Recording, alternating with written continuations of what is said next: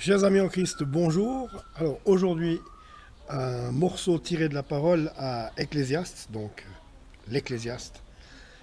Pourquoi l'Ecclésiaste? Parce qu'il reflète tellement la vérité humaine, l'être humain qui ne se fait de soucis que pour son travail, que pour ses revenus, que pour l'argent, que pour les réussites qu'il peut avoir, en souvent se mettant en avant comme se disant, étant super fort, en étant très intelligent et au-dessus des autres. C'est ce que nous faisons tous à un moment donné dans notre vie. Et justement dans la parole, dans Ecclésiaste, on trouve justement des passages qui disent bien que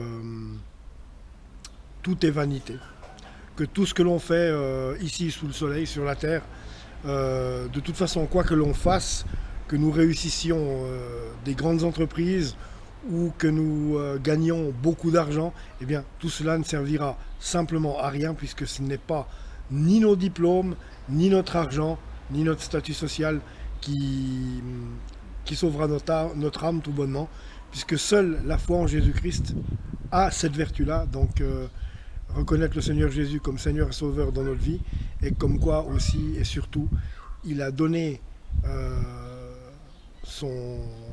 Comment dire, il s'est fait crucifier pour nous, il a donné sa vie sur la croix pour nous, et c'est ce qui nous est demandé de reconnaître et de faire du Seigneur Jésus notre Seigneur et Sauveur personnel. Voilà, c'est tout.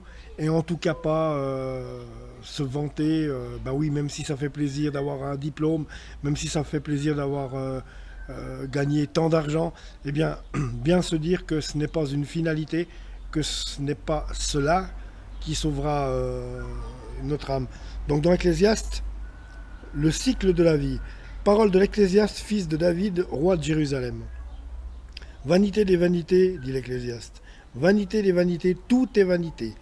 Quel avantage revient-il à l'homme de toute la peine qu'il se donne sous le soleil? Alors ça, c'est vraiment la bonne question. Des avantages, on va dire, futiles, des avantages éphémères, des avantages qui ne sont pas permanents, qui vont être pour un temps dans notre vie, ou le temps que nous sommes vivants, mais ensuite, si nous n'avons pas donné notre vie à Dieu, si nous n'avons pas donné notre vie à Dieu, eh bien simplement, c'est malheureusement la GN qui nous attend. Et c'est là, en fait, cette vidéo-là, elle est très bien pour quelqu'un qui ne connaît pas Dieu, donc d'écouter ceci. Si vous ne croyez pas en Dieu, car je sais qu'il y en a beaucoup sur mes réseaux qui ne croient pas en Dieu, écoutez bien cela, donc. De toute la peine, vanité des vanités, dit l'Ecclésiaste, vanité des vanités, tout est vanité, quel avantage revient-il à l'homme de toute la peine qu'il se donne sous le soleil? Alors c'est à bien réfléchir, c'est bien de gagner beaucoup d'argent, c'est bien d'avoir une haute position sociale, c'est bien de réussir d'avoir des victoires, qu'elles soient sportives, qu'elles soient sociales, qu'elles soient professionnelles. Mais je pense qu'il serait mieux pour vous de vivre en commençant à marcher avec le Seigneur, à lire la Bible chaque jour, et justement croire qu'il a donné sa vie pour vous à la croix déjà, parce que c'est vrai, il n'y a que ça de vrai, qu'il a donné sa vie pour nous à la croix, et que même les réussites que l'on a dans la vie, c'est des grâces que lui nous donne. Ce n'est pas nous qui réussissons quelque chose dans la vie, dans quel état que ce soit, dans quel domaine ce soit, c'est pas nous qui réussissons, nous faisons le travail, mais lui décide si nous réussissons ou pas, ou si nous continuons à creuser dans le bon chemin, dans cette direction-là, et c'est lui aussi qui décide du fait de la réussite de ce que nous faisons. Bien souvent, nous ne réussissons pas des choses, c'est pas que nous sommes nuls, c'est que ce n'est pas comment dire, ce n'a pas été décidé par Dieu, ce n'a pas été décidé par Dieu pour nous, sur notre chemin, de faire telle ou telle chose. Nous, on croit des fois que c'est de faire telle ou telle chose qui est bien pour nous, alors on se passionne, on se fonce dedans. Déjà, c'est pas bien de se passionner parce qu'il n'y a qu'une seule passion que nous devons avoir, c'est Jésus-Christ lui-même. Et puis faire les choses, oui, parce que nous sommes vivants, mais déjà ne pas y poser notre cœur, faire les choses avec volonté, si c'est notre travail, faire les choses avec volonté et puis motivation, mais ne pas y poser notre cœur. C'est pareil, on peut avoir des distractions, mais attention, attention, toujours penser que le plus important, c'est Jésus-Christ. Le plus important, c'est notre foi en Jésus-Christ.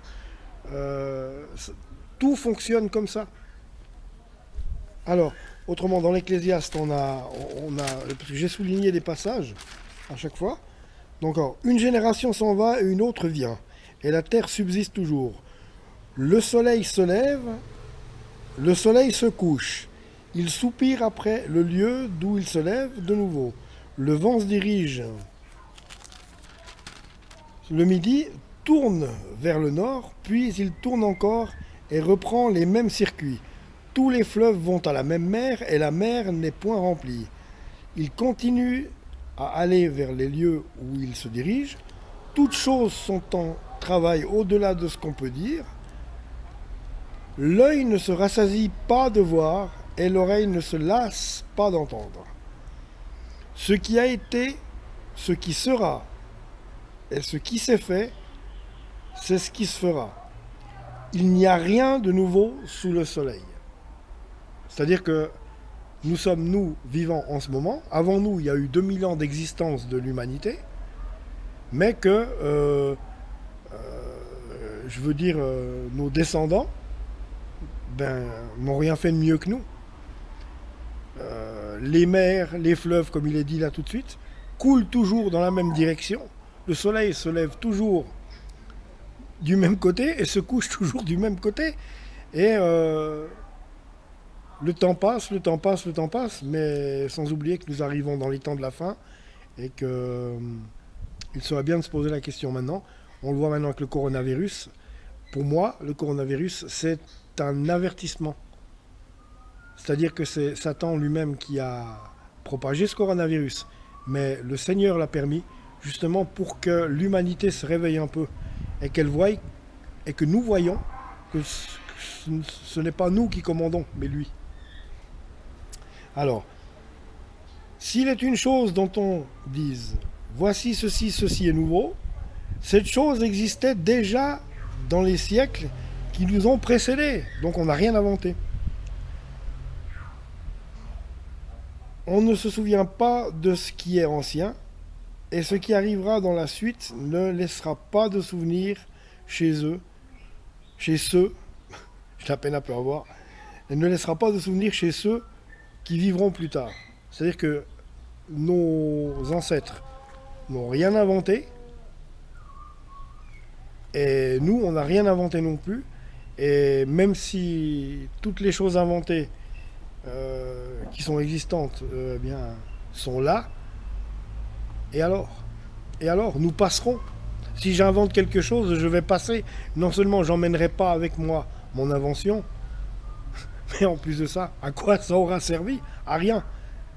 Alors si j'ai fait des millions et des milliards avec une invention, tant mieux sur le moment, mais le plus important n'est pas acquis. Si je n'ai pas le Seigneur dans ma vie, je meurs en ayant gagné des millions avec une invention, et en fait, je ne me suis pas intéressé au Seigneur Jésus, je ne me suis pas soucié de lui, et je crois que je vais aller où après? C'est ça la question. Et puis même tout ce qu'on a pu faire, ou tout ce qu'on peut faire, ben oui, il faut faire les choses, mais en fait, à la fin, ça sert à quoi? Le plus important, c'est de donner votre vie à Dieu. Ça, c'est le plus important, parce que nous sommes éternels. Donc, il faut savoir où l'on veut aller, si on veut aller au paradis ou si l'on veut aller en enfer. Donc ça, c'est une réalité. Ça, c'est une réalité qu'il faut penser. Parce que tout le reste, ça ne sert à rien. Rien du tout. Vanité de la sagesse humaine. Moi, l'Ecclésiaste, j'ai été roi d'Israël et à Jérusalem. J'ai appliqué mon cœur à rechercher et à sonder par la sagesse tout ce qui se fait sous les cieux. C'est là qu'une occupation pénible, c'est là une occupation pénible à laquelle Dieu soumet les fils de l'homme. J'ai vu tout ce qui se fait sous le soleil, et voici tout est vanité et poursuite du vent. Tout est vanité et poursuite du vent. Voilà. On a aussi un autre passage qui est important qui traite de la vanité, des plaisirs, des richesses et du travail. Ma sagesse demeurera avec moi, tout ce que mes yeux avaient désiré, je les ai eus, je les en ai. Ah oui, ma sagesse, pardon.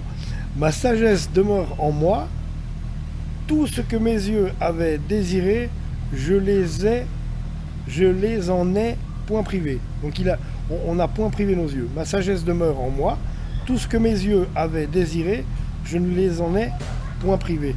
Donc c'est bien ça. L'Ecclésiaste le dit, tout ce que ses yeux ont désiré, il ne les en a pas privés. Je n'ai refusé à mon cœur aucune joie, car mon cœur prenait plaisir à tout mon travail, et c'est la part qui m'en est revenue. Puis j'ai considéré tous les ouvrages que mes mains avaient faits, et la peine que j'avais prise à les exécuter. Et voici, tout est vanité et poursuite du vent. Et il n'y a aucun avantage à tirer de ce qu'on fait sous le soleil. Il n'y a aucun avantage à tirer de ce qu'on fait sous le soleil. C'est-à-dire que peut-être que oui, en direct oui, mais dans cette vie terrestre, pour quelques mois, pour quelques années, on peut tirer des avantages. Mais si on n'a pas le Seigneur Jésus-Christ dans notre vie, si on ne s'est pas converti, tout ce qu'on aura fait n'aura servi à rien, et ne sert à rien, même si on se convertit, ça ne sert à rien. Parce que le plus important, c'est de donner sa vie à Christ, et non pas d'aller chercher multiples convoitises dans tous les domaines que ce soit. Vouloir chercher tout plein de convoitises de la terre, tout plein de convoitises du monde, ne nous sauvera pas en aucun cas. Donc à la fin, c'est pour ça qu'il dit « Tout est vanité et poursuite du vent ». Voilà, chers amis en Christ, c'était mon petit message par rapport à la petite lecture dans la parole sur Ecclésiaste, dans Ecclésiaste, pardon. Je vous retrouve bientôt. En attendant, abonnez-vous à la chaîne et que Dieu vous bénisse. Au revoir.